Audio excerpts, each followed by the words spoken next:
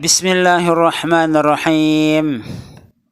Bismillahi wa bihamdih. Assalamualaikum warahmatullahi wabarakatuh. Para subscriber yang dirahmati oleh Allah Subhanahu wa taala, semoga kita semua selalu diberikan kesehatan, keafiatan, selalu dalam keadaan sehat walafiat, panjang umur, murah rezeki yang halal, selamat dunia wal akhirah, mati dalam husnul khatimah, masuk surga bighairi hisab, selalu dalam ridha dan maghfirah Allah Subhanahu wa taala fid dunia wal akhirah, selalu dalam pemeliharaan Allah Subhanahu wa taala dari segala macam mara bahaya dunia dan akhirah. Amin amin amin amin. Allahumma amin ya Allah ya rabbal alamin. Syukur alhamdulillahi rabbil alamin. Kita ucapkan, haturkan kepada Allah Subhanahu wa taala yang telah memberikan kita berbagai macam nikmat. Nikmat iman, nikmat Islam, nikmat kesehatan, nikmat kesempatan, sehingga kita bisa bertemu kembali dalam mendengarkan sebuah kisah tentang Luqman Al-Hakim yang disebut dalam kitab suci Al-Quranul Karim. Tak lupa pula kita menyampaikan selawat dan salam atas junjungan Nabi besar Muhammad sallallahu alaihi wasallam. Allahumma salli ala sayyidina Muhammad wa ala ali sayyidina Muhammad, yang telah berjuang dengan tenaga pikiran, bahkan meneteskan darah dalam menyampaikan dakwah-dakwah kebenaran-kebenaran yang diperintahkan oleh Allah Subhanahu wa taala, sehingga dakwah-dakwah beliau itu, ajaran-ajaran yang disampaikan oleh Nabi besar Muhammad sallallahu alaihi wasallam sampailah kepada kita, sehingga kita bisa mengetahui mana yang hak dan mana yang batil, mana yang benar dan mana yang salah. Dalam pertemuan atau kisah yang akan saya sampaikan pada pertemuan kali ini, yaitu tentang sejarah Luqman Al-Hakim yang disebut dalam kitab suci Al-Quran tersebut. Luqman Al-Hakim pada suatu waktu ingin melatih mental anaknya, seorang putranya. Luqman Al-Hakim ingin digodoknya agar tidak bermental kerupuk, tidak bermental lemah bila menghadapi berbagai macam masalah atau problem dalam menjalani kehidupan ini. Lalu kemudian Luqman Al-Hakim memanggil anaknya atau putranya tersebut, "Wahai anakku, sekarang saya akan perlihatkan kepadamu apapun yang kita lakukan, pasti ada saja yang berkata sesuatu yang tidak cocok bagi." Lalu Luqman Al-Hakim membawa seekor keledai, dan keledai itu pun diajak untuk jalan-jalan bersama seorang putranya. Pertama kali Luqman Al-Hakim menyuruh putranya itu untuk menunggang seekor keledai tersebut. Lalu putranya itu diajak ke tempat keramaian. Setelah berjalan beberapa waktu lalu, Luqman Al-Hakim sampailah kepada keramaian tersebut.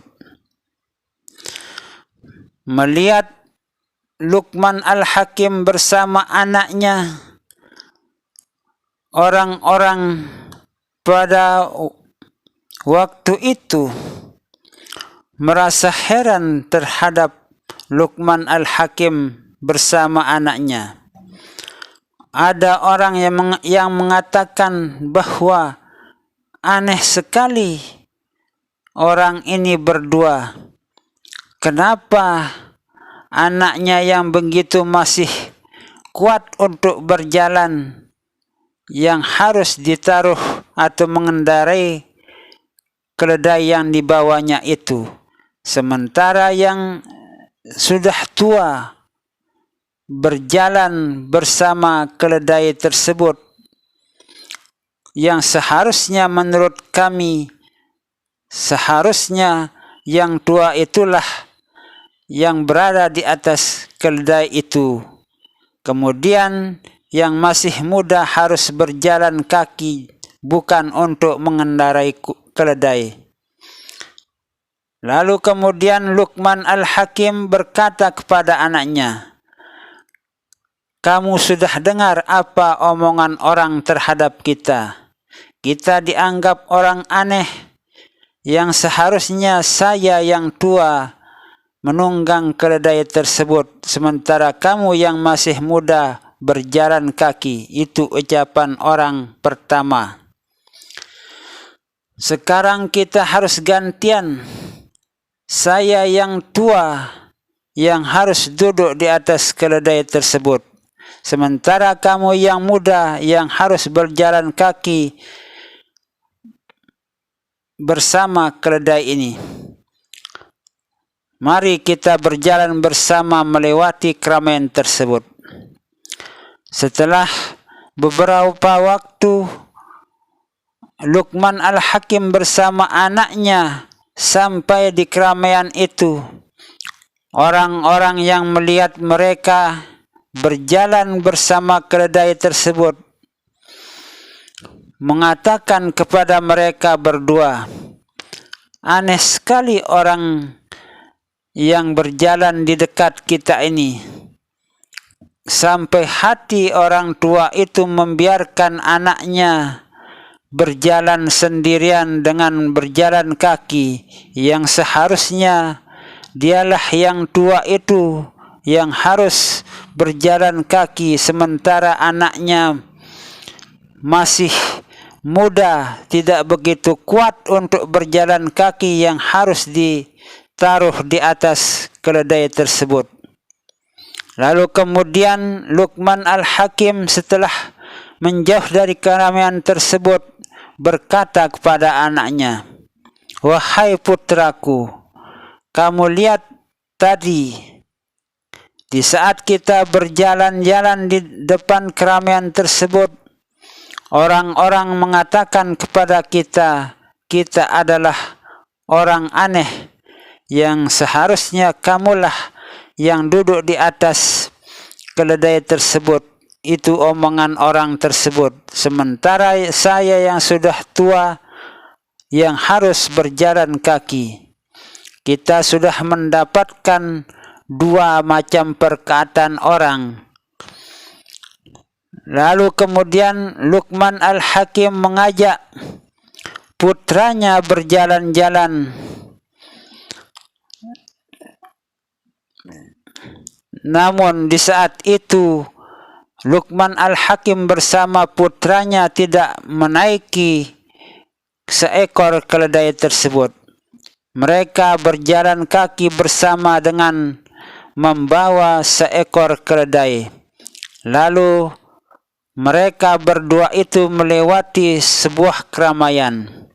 Sesampainya di keramaian tersebut, orang-orang tersebut mengatakan kepada Luqman Al-Hakim bersama putranya, aneh sekali mereka berdua, yang seharusnya menurut kita itu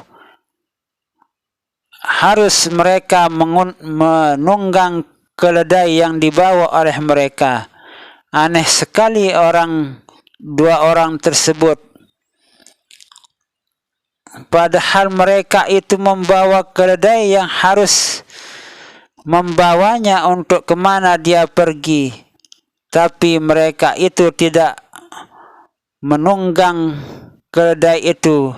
Mereka hanya berjalan kaki, tidak menunggang keledai yang dibawanya. Kemudian setelah Luqman Al-Hakim bersama putranya itu jauh dari keramaian tersebut, mengatakan kepada putranya, tadi kamu dengar ucapan orang-orang di saat kita berjalan di keramaian itu, yang seharusnya kita berdua harus berada di atas hemar atau keledai yang kita bawa itu. Karena kita ini berjalan jauh, maka sebaiknya kita harus menunggang keledai tersebut bersamaan di atas keledai itu, agar kita bisa memanfaatkan perjalanan kita dengan mengendarai seekor keledai. Nah, itulah ucapan orang terhadap kita. Kita dianggap orang aneh yang tidak memanfaatkan keledai yang kita bawa ini.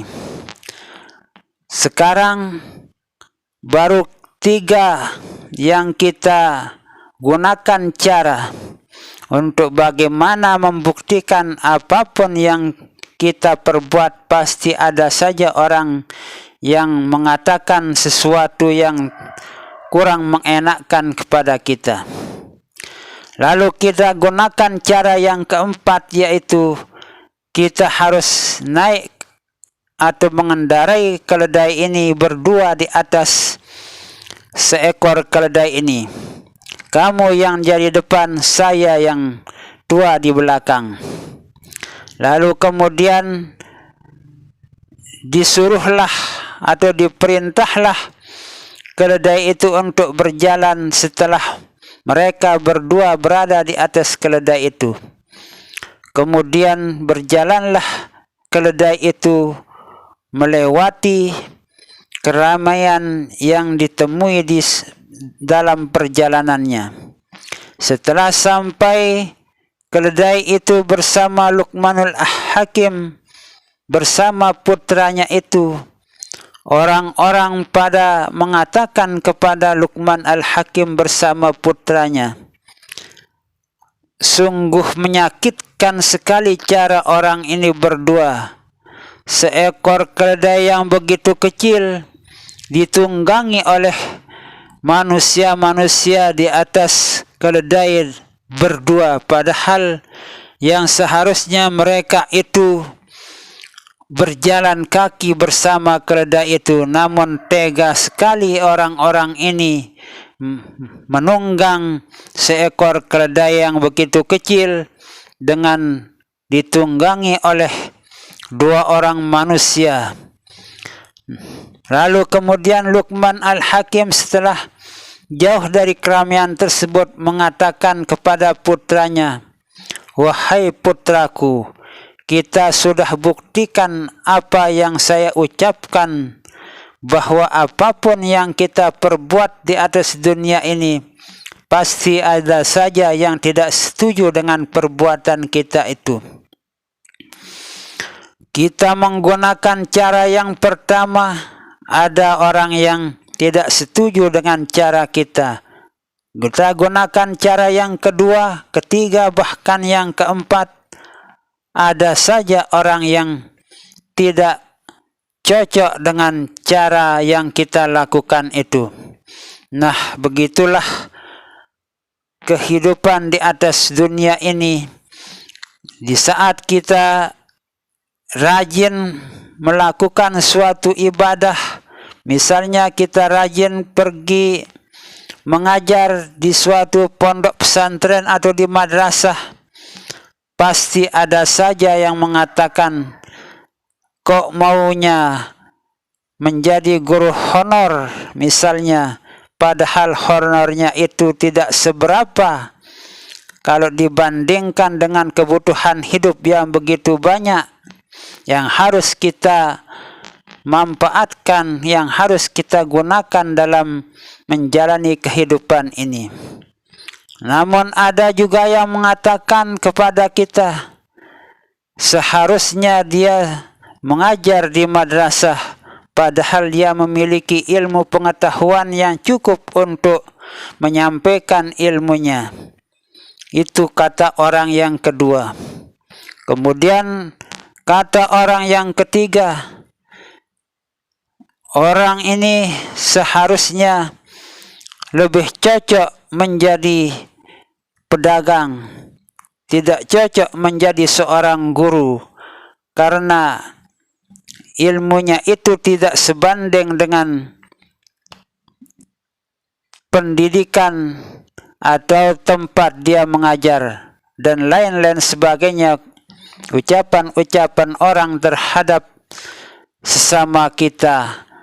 Kalau kita selalu mendengarkan omongan-omongan orang tersebut, kita tidak akan bisa berbuat banyak untuk melakukan kegiatan-kegiatan ibadah kepada Allah Subhanahu wa ta'ala.